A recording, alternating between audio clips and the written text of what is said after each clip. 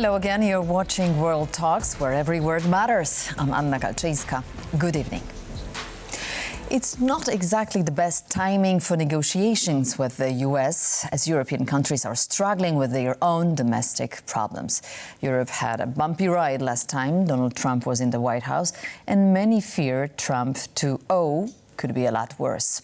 What are the main areas of conflict? To discuss the potential steps of the American administration vis-à-vis European Union and vice versa, I'm joined by Jeremy Shapiro, Research Director at the European Council on Foreign Relations. Good evening, sir.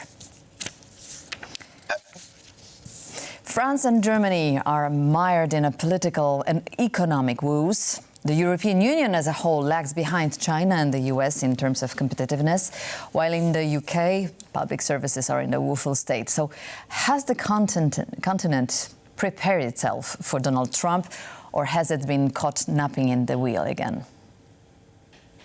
I wouldn't think it's exactly been caught napping, in the sense that people were aware that it was coming, and they were certainly trying to intellectually prepare themselves. But as you implied, it's not a good moment. And maybe more importantly, the trends that Europe has seen over the last 10 years, but especially since the Ukraine invasion, mean that Europeans are becoming, and the European Union and most of the individual member states are becoming ever more dependent on the United States.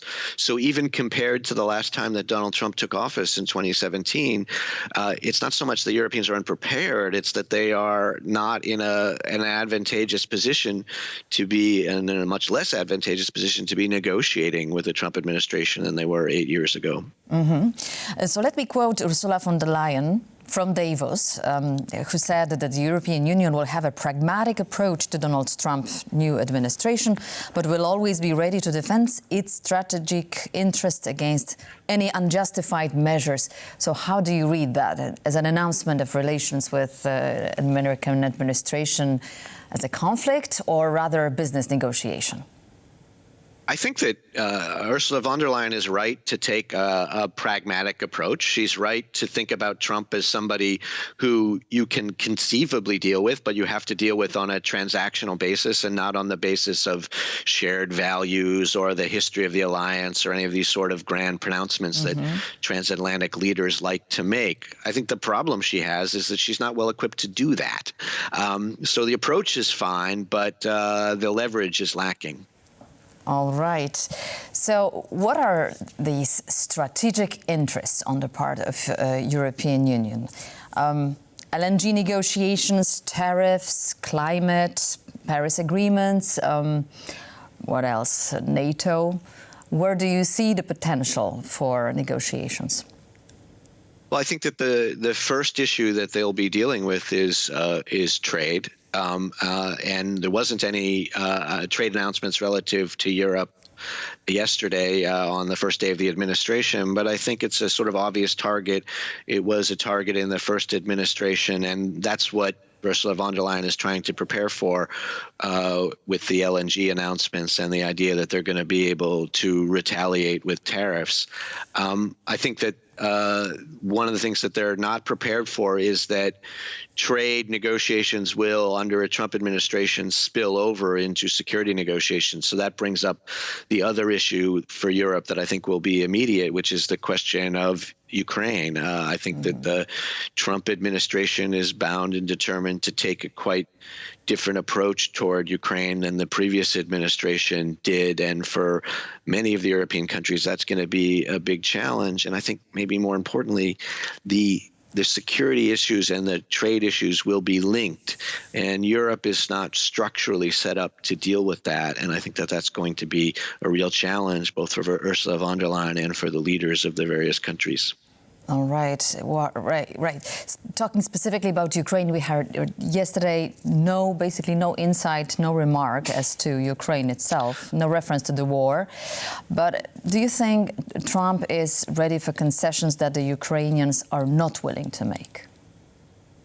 Yeah, I think Trump is ready to concede anything on Ukraine because he doesn't have any views on how on how the Ukrainian war should come out. He just has the view that it should come out. The word in Washington is that he has instructed his team to end the fighting.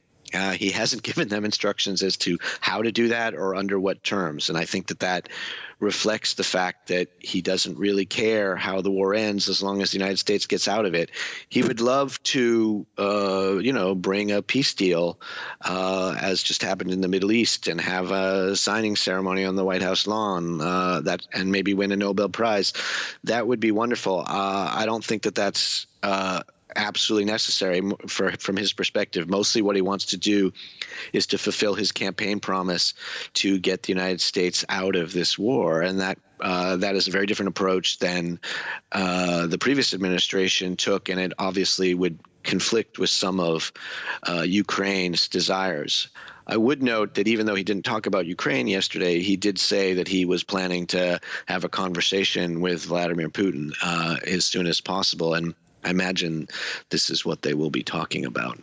Yes, we heard that prior to taking the oath as well. But as you mentioned, Donald Trump would like no more wars, and he would like to see himself as a solidifier of nations across the world. The simple question is it achievable? And do you expect world leaders aligning with this dream?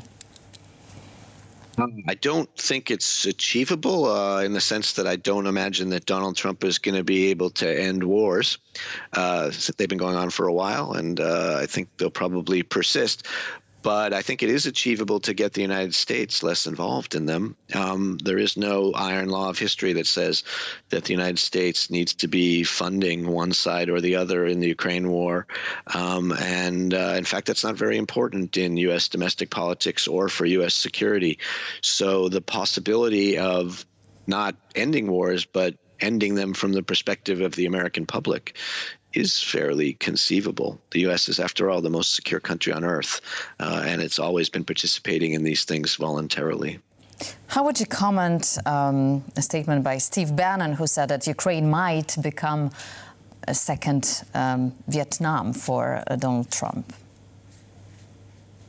Yeah, well, look, it's a possibility. What Bannon is trying to do is to try to counter some of the people in the administration. And I think, fundamentally, we've been making various predictions here, but the administration is quite divided on a lot of questions, including Ukraine. It's a little bit difficult to know how it comes out. Depends a lot on how much attention Trump is paying to the issue. I think what Bannon is doing is participating in those internal fights, and he's essentially trying to warn Trump that if he follows the advice of people who want to become stay involved in Ukraine or get more involved in Ukraine, that it will overshadow and destroy the U.S. president, Trump's presidency. And that is an argument which he is quite nervous about. It's been many of the people who've been close to him have said that he is very worried about getting involved in wars.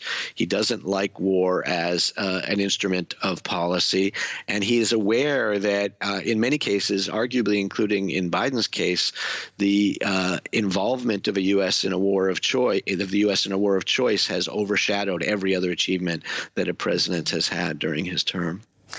So we've all seen the so-called Trump's effect on NATO, that is the increased spending on defense across Europe.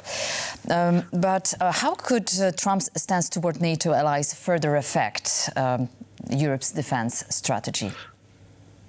Well, I would take issue with your premise. There hasn't been that much of a Trump effect on European defense spending. European defense spending started to go up in 2014 after the first invasion of Ukraine. It went up steadily during the last bit of the Obama administration and into the Trump administration, and then it ticked up much further in 2022 after the second invasion of Ukraine. So it seems to me that the main motive force behind European defense spending is Vladimir Putin, not Donald Trump. Every American president since Eisenhower has been trying to force more spending. Maybe Trump was a little bit more effective, but that hasn't been the difference. I think that what Trump could conceivably encourage Europeans to do, although we haven't seen much evidence of this yet, is not so much just increase defense spending, although I believe that increasing defense spending is a good idea for Europeans. It matters how they do it. During the Biden administration, I think that Europeans were using defense spending to try to encourage the United States to stay in Europe. If they do that in the Trump administration, it won't be very effective. Trump isn't really interested in that. What Europeans should be doing, and hopefully will, is using increased defense spending to increase their capability so that they can operate with a lot less of the United States in Europe and be able to be more independent and take more responsibility for their own defense. So it's not just a question of spending, and it's not even primarily a question of Donald Trump. So it's a question of self-resilience. Thank you so much, Jeremy Shapiro, Research Director, European Council on Foreign Relations. Thank you so much for joining us. Thank you. And thank you for watching. It was World Talks. Thank you so much for being with us. Stay tuned to TVP World for more interviews and more news.